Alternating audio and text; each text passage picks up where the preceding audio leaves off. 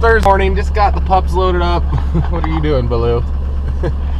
We're going over to this locksmith, hoping that they can get us on the road really soon. Well, we can get on the road, but we don't have access to anything in our camper, which we need, so.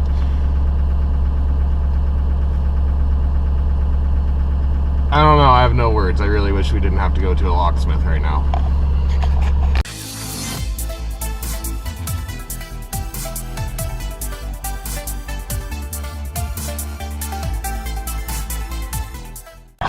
This trip, it's just all I can do is laugh. Like all the breakdowns and stuff we've had. So anyways, these guys are really nice, but we just unhooked our trailer, which isn't as easy as just unhooking a trailer. Oh, let me get my trash here, because we have this whole leveler system, and we are we're literally like we're all in now, because this thing goes to here, and you need a tool like a wedge to pry that thing up.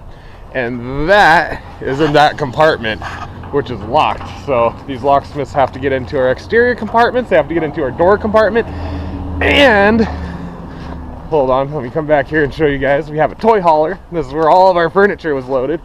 This whole thing folds down, and that's locked. There's a different set of keys for that. Fantastic. So we basically were like, can you get us an exterior key, a key to the inside, and that back door, we don't even care if you can make a key, because they're like, we have to try to make impressions, like it's not easy. And I'm like, yeah, I figured as much.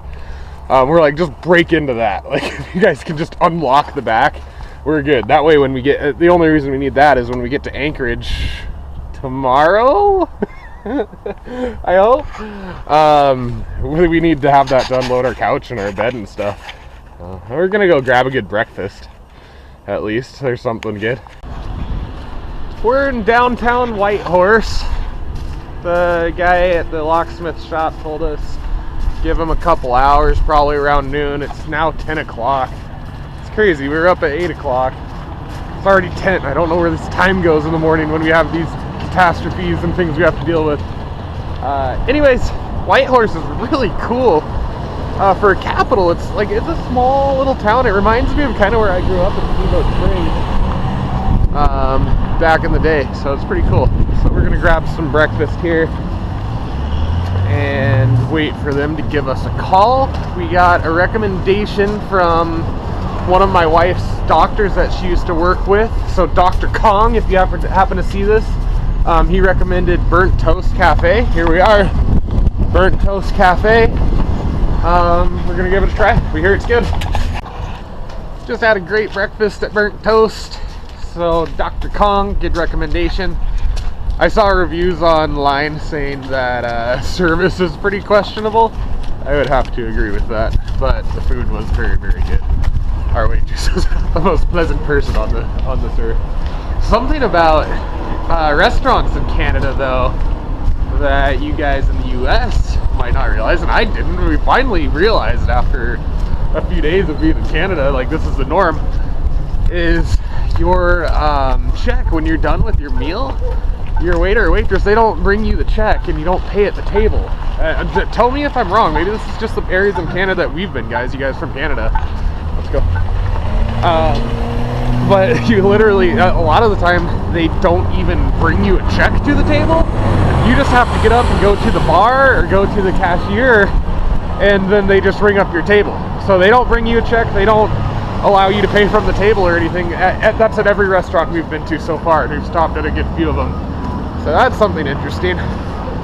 Right now, we decided, since we're still waiting for this locksmith, and we don't really have an ETA on how long it's going to be, that we'd walk around and kind of check out downtown, check out some of the shops and stuff, burn a little bit of time until we can get back on the road. And Mrs. Rems looks like she found a bookstore to stop into, so I'm going to head in there. So this is pretty cool. This wouldn't have happened if we didn't get stranded here and have our truck at the locksmith. One of our old friends from literally growing up in Colorado happens to live in the Yukon, here in Whitehorse, and Mrs. Rems and her have been texting back and forth, and she just called and she's like, we live just a little ways away from where you guys are at. If you want to come by our house and say hi and catch up for a little bit. And we're like, hey, we're waiting for our truck. We've got nothing better to do, so we're gonna go see an old friend that we haven't seen in, holy crap, 15 years probably? Probably like 15 years. The last time I saw her, we were all like in middle school, maybe, high school, maybe. So, yeah, freaking sweet. So we're gonna go say hi. Okay, we visited our friends for a bit. I forgot to bring the GoPro. I was gonna show you guys. The dogs are all running around. They have a beautiful property here in the Yukon with ponds and stuff like that. These guys called Locksmith Services. They told us our truck was all done. They got us keys all the way around, which is cool. So that gets us back on the road. However, we haven't even hooked up the trailer. Hey, Baloo, no. Baloo. And it's Baloo decided to make an escape. No, Apollo, you stay. It's already 2:30. And we aren't really sure if we hit the road now, if we're going to be able to get to a place where we can stay. Apollo, no, you stay. Baloo, what are you guys are making this hard. Baloo. So we just called our friend because they offered, like, if you guys need to like come here and see if you can get your generator fixed and, you know, stay the night, you can. So we just called them. We haven't heard back. Hopefully they get back to us and we'll just stay with them. Otherwise, we're gonna have to hit the road and do some night driving, which we've kind of tried to avoid if we can. Would be nice to stay with them, and I can show you guys their property. It's really, really cool. They have a outdoor sauna and everything too. So that's where we're at. We're either gonna stay there, but we're gonna hit the road after we get the trailer hooked up and try to call them one more time. If we don't hear back, we're just gonna go and see where we make it. Goal at this point is to get to Anchorage really, really late tomorrow night or first thing in the morning. Well, we didn't hear back from our friends Sarah and Kyle before we ended up passing their place, but we got the trailer hooked up in like a minute. It's been kind of a pain because we have like a self-leveler sway bar system and everything, but we got it hooked up really fast. So it's 2:30. We still have maybe like 2.5, 3 hours of daylight, probably 3 hours of daylight, so we can at least get 3 hours of solid driving in daylight. So we kind of talked and we're like, we could just go up to their place. I'm sure they'd take us, and then we're like, you know what, we really should just get on the road. So we don't have to try to do like a freaking 12-hour drive all in one day. So we really got to try to get to Anchorage tomorrow night. We're on the road, leaving Whitehorse, Yukon, going towards the border. I think our goal is to stop right at the border then. And I'm going to be driving for a bit. I drove into Whitehorse last night, so as soon as we find a good spot to switch, I think Mrs. Rims will take over. We'll go from there. Maybe. Well, I downloaded some Blake Shelton on my phone. I'm playing DJ. We're rocking out. Mrs. Rims is driving. I think we're going to try to get to Beaver Creek. Beaver Creek maybe today. Maybe a little less. We're like 12.5 hours outside of Anchorage from where we're at right now in the Yukon. And we heard from Sarah and Kyle, our friends, and they're like, come on back. And we're like, that's in good weather that it's that drive. So it's probably more like 14 hours of driving. We don't want to do that in one day. So we're kind of like, we'll just drive today until we're like kind of done, and then we'll park, and that'll just make tomorrow's drive when we get up early a little bit less, I don't know, a little less stressful.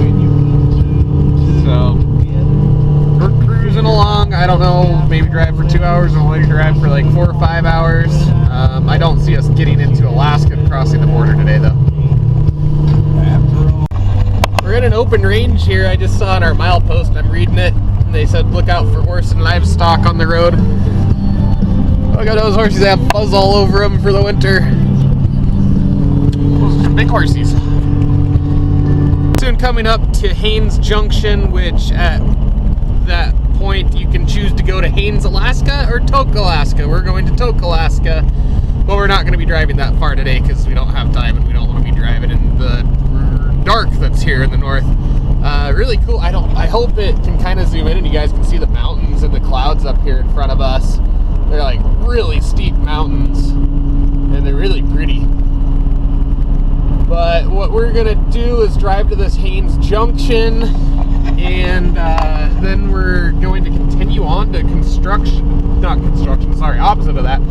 Destruction Bay, which is like another 60 miles out of there, and that's where we're gonna stop, because on our milepost travel guide it says that in between Destruction Bay and Beaver Creek, which is like right at the border of Canada and Alaska, that the roads are fair to poor, and there's like a lot of frost heaves or boils, which is like where the road, like water gets underneath the asphalt and freezes, and it like makes a giant freaking bump in the road. And it says that there's even some gravel sections and stuff, so we don't want to drive that at night. The reason the place we're going is called Destruction Bay is because it was a little town that basically formed when they were building the Alcan Highway, and a like massive storm came through and destroyed a bunch of homes and construction sites and everything. So it's called Destruction Bay. That's where we're gonna stay tonight. We just got to Talbot Arms Motel, which is in Destruction Bay. We got another hotel because there's no no RV parks or anything for us to park our camper. So we're in a hotel again. We're living in style lately. Apparently today is Rem's Lose Everything Day. So it's pretty much me that lost the camper keys, even though I didn't like misplace them. They fell out of my pocket or something. I lost those. I lost my wedding ring somewhere in Whitehorse. It was cold outside, my hands were dry, and I washed my hands a couple of times, and I think it was the restaurant that we ate breakfast in maybe, and my wedding ring slipped like right off. I lost my wedding ring.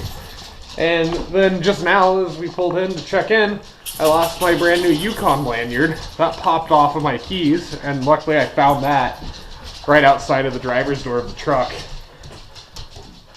It's Rem's Loses Everything today.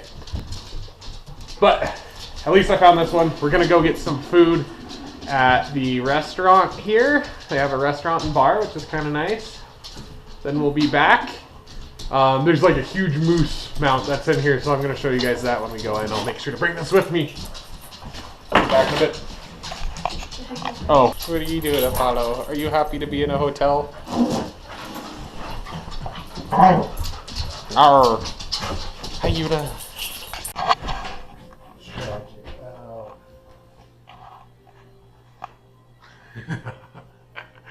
You gotta be fake.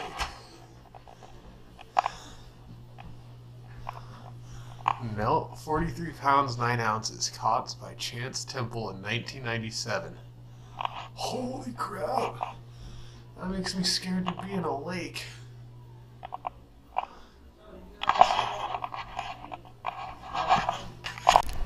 That was a great... it was pretty funny. So the guy that took our reservation, he kind of runs like the shop and the restaurant and the bar like all in one right now because this is an off season. And he's from India. And it was pretty funny. He was adorable, honestly. He was like a hard worker and everything, but he must be like really new. How somebody from India ends up in the middle of the Yukon is beyond me. But so I ordered a vodka tonic to drink with dinner. And he goes, "Oh, vodka tonic." I go, "Yeah, vodka tonic." And he sits there and he like has a puzzled look and he goes, "Okay." And he disappears into the kitchen and comes back out with like the main manager, it looked like. You can just let the dogs out. And the manager goes, "Okay, so this is really, really easy, you know, like a rum and a Coke." And he goes, "Yeah." He goes, "It's basically the same thing." So he goes, "You grab the vodka here," and he goes, "Okay," and he goes, "You pour a shot," and he goes, "Okay," and he goes, "Then you grab the tonic, that's the yellow bottle, okay, and then you fill it up, and you make sure there's ice." "Oh, okay." So he learned what a vodka tonic was. And then another guy, "Hey, boys, come here. Baloo, come here." And then another guy came in, and he needed to get him. "Baloo!" Alright, let's try this again. So then another guy came in and ordered the steak sandwich, and he goes, "And I want that medium rare." And the guy looks at him and goes, "What?" He goes, "Medium rare." And he stands there for a second and he's like, "I want my steak medium rare." And he goes, "Medium rare." And he goes, "Yes." He disappears into the back and comes back out with the manager. So then he learned what a medium rare steak was. It was pretty funny, but he was a really nice guy and it was a good dinner. So that was pretty funny. Apollo is being back to being a goofball. Apollo, you want to go over here? Apollo? Are you a goofball? What about over here? Come here. Is that the GoPro? Why don't you do your dance? Do your I want my coat off dance. Oh, Baloo, you want attention too? We're gonna go to Alaska today, Apollo. Oh, we're gonna be in Anchorage. Are you ready for a long drive? Do you think you can handle a long drive? Yuna, what do you think? Handle a long drive today?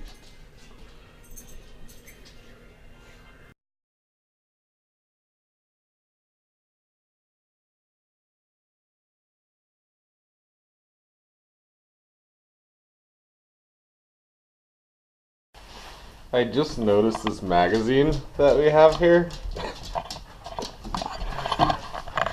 Adventures with the Dirtbag Queen. Up her.